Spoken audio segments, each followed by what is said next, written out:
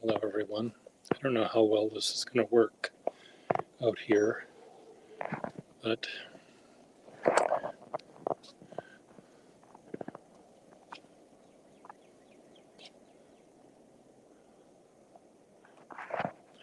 the yard, this is what we call the front yard because it's the one that's facing the street, and everyone on the street has sort of the same size front yard. It is, I don't know how many feet, a couple hundred feet to the street. Most of the houses here are one level tall. So all of this you see from here to the house, which is there, were planted by my father. And this is the new garage, the garage that was added after the fire, which burned the garage. And all of these pallets that are there are for storing things outside. So we certainly don't need as many pallets as we have. We've only used 2 of them, a few of them.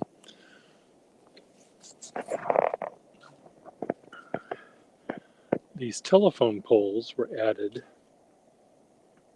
to sort of make a little garden, Japanese garden we called it. And they were added, I can't remember if they were added before. No, they had to have been added after the fire because they would block the garage. There's some ponds, some Japanese lanterns. So this was the original only front door we had. Now we use the one that's in that way. The second addition to the house was a studio that was added.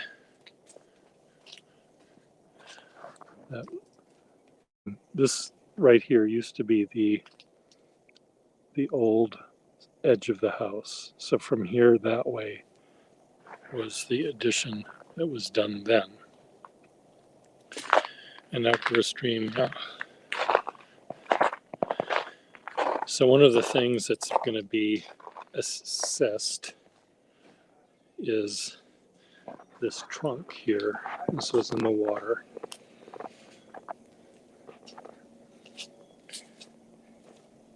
And you wonder what kind of trunk this is, that it has to do that. Well, it's from the Shriners Lodge, and it's divided into 8 squares, and it held drums for a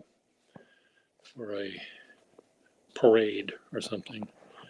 Here's part of a mirror. It is a mirror. It's the front of a highboy,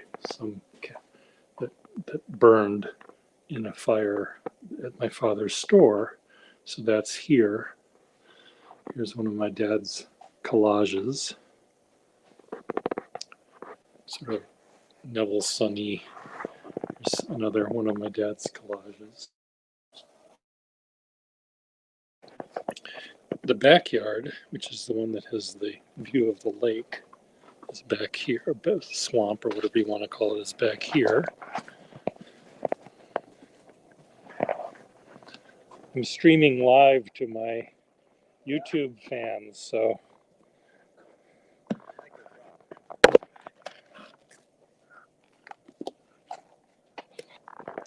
So here's the house.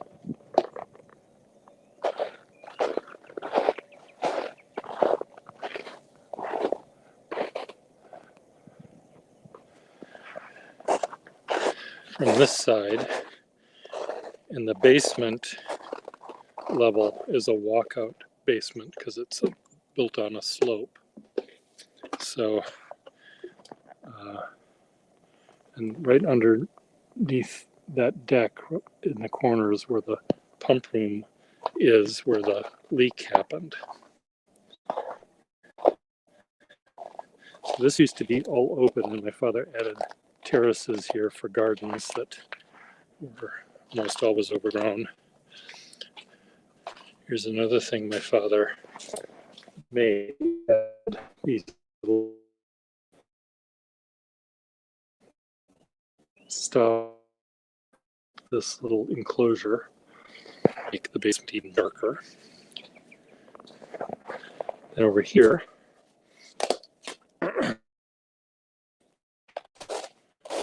again, here, this was,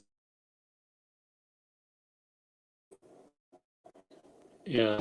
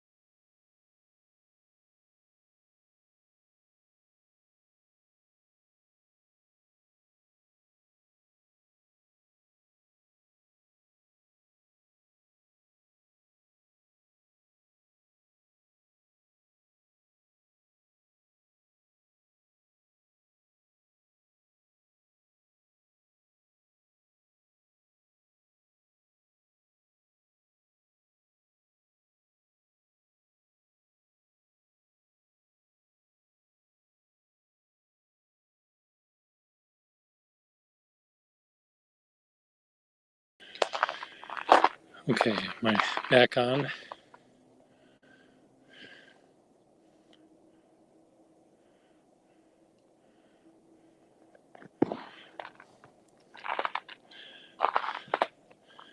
Am I back on? Someone say yes or no.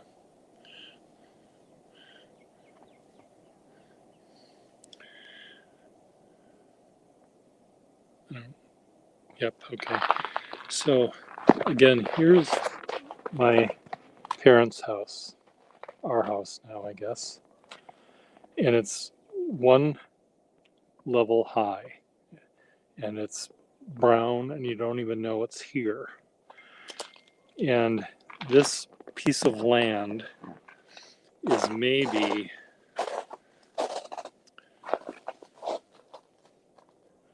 we're down maybe 3 feet, not even 2 feet maybe from the neighbor's house. And their house, I went in their house when they were selling it, and it was a brand new house as of maybe 10 years ago. I don't know how long ago. And I went up to their second floor. It's a huge house, really, really tall, high thing. And I looked out the window to see our house, and I couldn't see it because it was below me. It's like, I don't know if you can see, but it's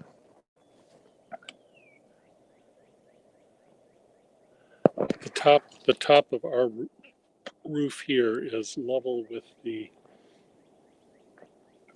top of the first story, which makes sense. But they have a 3-story house. So it's just this, and that's what would happen here. If someone were to buy this property, this house would be torn down in a minute, and a big monstrous thing like that would be put in its place. So part of the desire to keep it is to keep that from happening. Okay.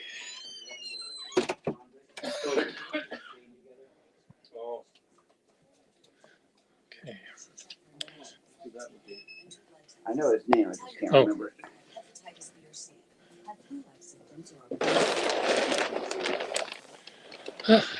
Back inside.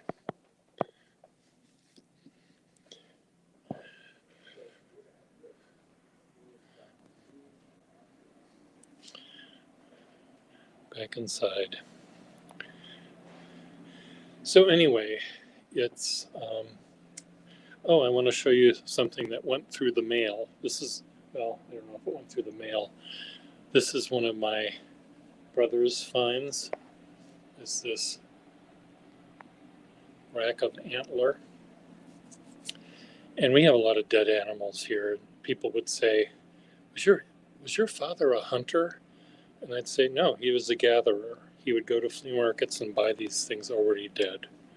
So he was a gatherer. But Todd found this at a flea market. And this is the shipping label. You just tied this, permit to ship, Open Game Commission, Minnesota,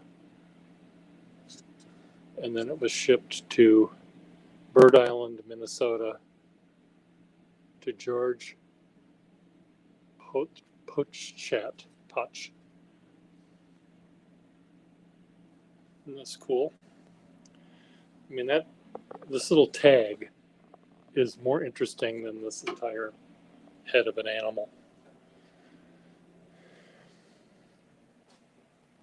in my opinion. Here's a wreath I made out of snake skin, red snake skin bow. My father in his jewelry making would sometimes make things out of bones and snakes and beads and buttons and stuff. These are all paintings by my father. This is, I think, 1965. No, it would be before then. 1958, maybe. No, you probably can't. But I like how this painting he made in 1954, this sort of cubist still life with a newspaper or whatever this is, a wine glass, some bottles. I think this, I don't know what this is supposed to be, a napkin maybe? Who knows? And then he sort of did the same thing in 1990 something or 2000 something. I don't know when he painted this one. Then he started painting these really thick impasto things. He made collages. And he made this, he said, was his best painting ever, which, oh, they may have had, I don't know.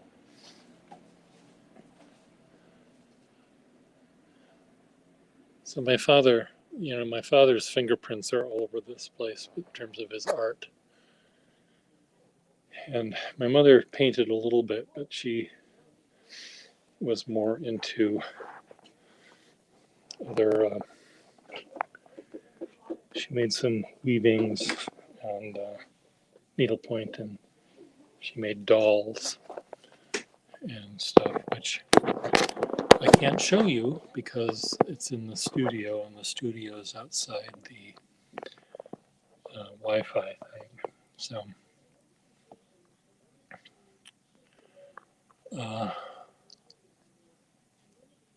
we could have had the chronic wasting disease. I don't know.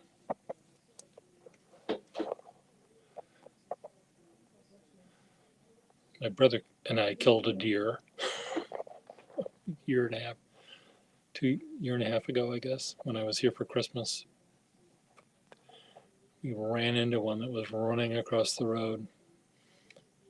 Then we called the police, and the police came by and shot it, put it out of its misery.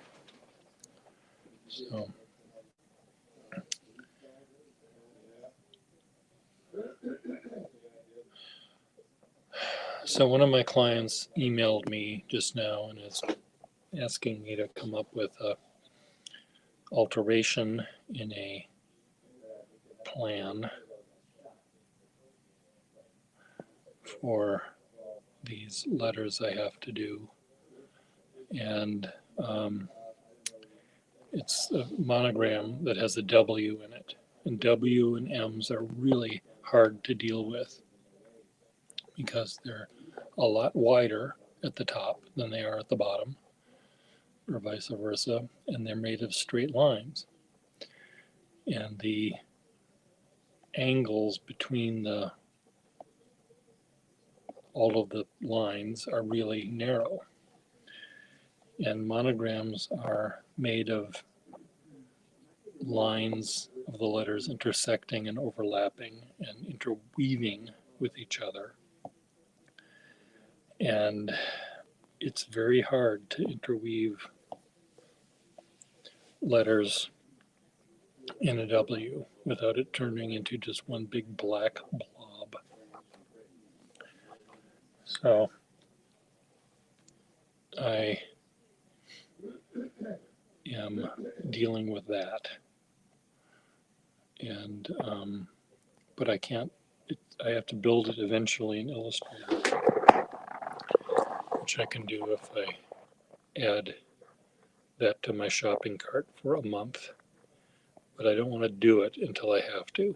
So it involves doing rough sketches on paper or on my iPad and sending them to the client, to the middleman. And dealing with middle people, as you know, the middle people sometimes don't understand what I'm talking about or choose not to share with the client what I'm talking about because their client is in the point and shoot, close and play, add to shopping cart mentality, under the impression that any letters can be put together to make this work. So, and so anyway, I just have to talk to this person live on the phone at some point in the next little bit. And in a minute, the, hold on one second. You guys, Todd and Audrey? Audrey? Audrey? Hold on, let me talk to them with my face.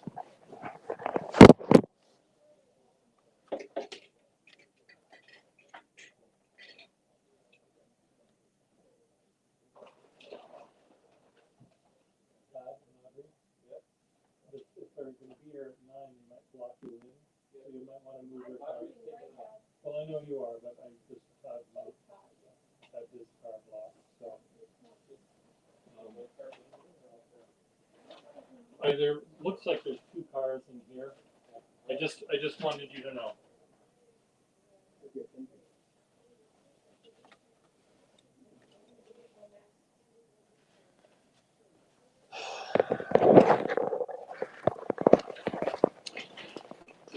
They moved this big truck that to load up the stuff, and if they move the truck in, they will have to move it back out to let my brother and Audrey out in their 2 cars. So I'm just trying to get them to move their cars out of the way onto the street so that the big truck can come in. Audrey is leaving now anyway, but Todd was going to take a nap. So anyway, I'm sorry that I couldn't show you.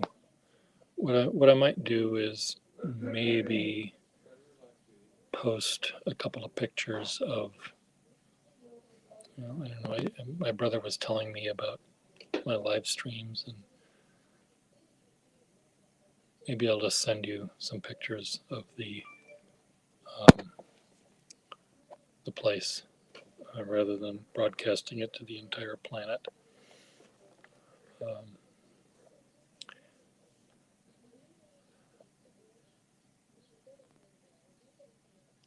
so anyway, that's the plan.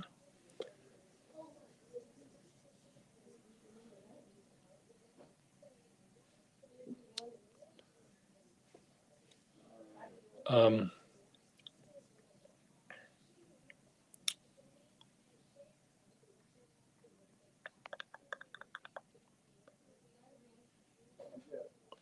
I'm trying to think of what I wanted to say.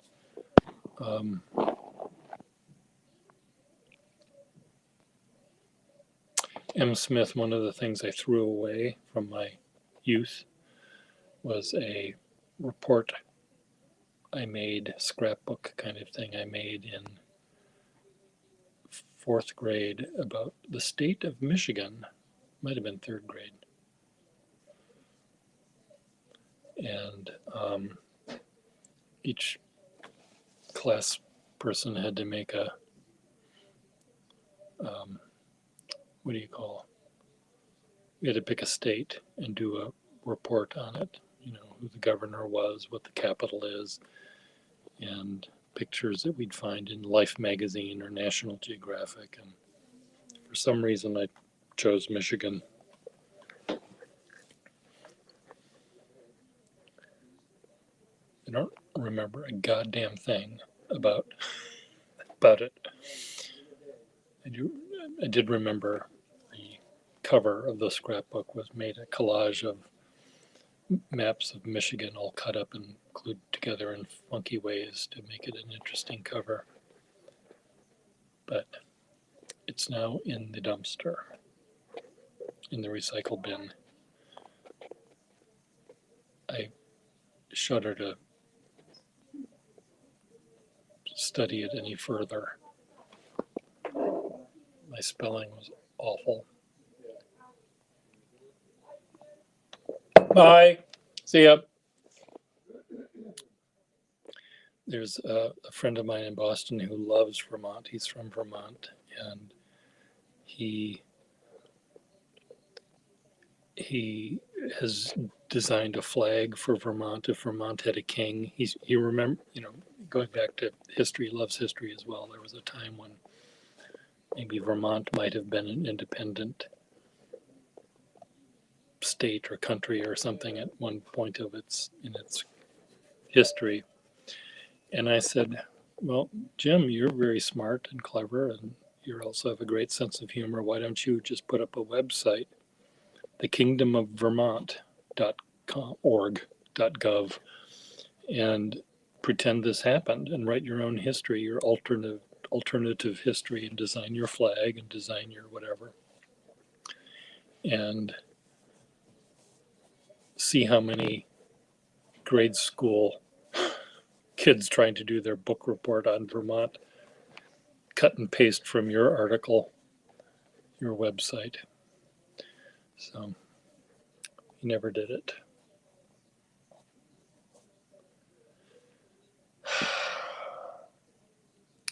Okay, I'm going to do the following. I'm going to sign off now, and I'm going to charge my phone and find my files. I need to talk to this woman in New York about this monogram, and also write a couple of other businessy kind of letters to get my act together here.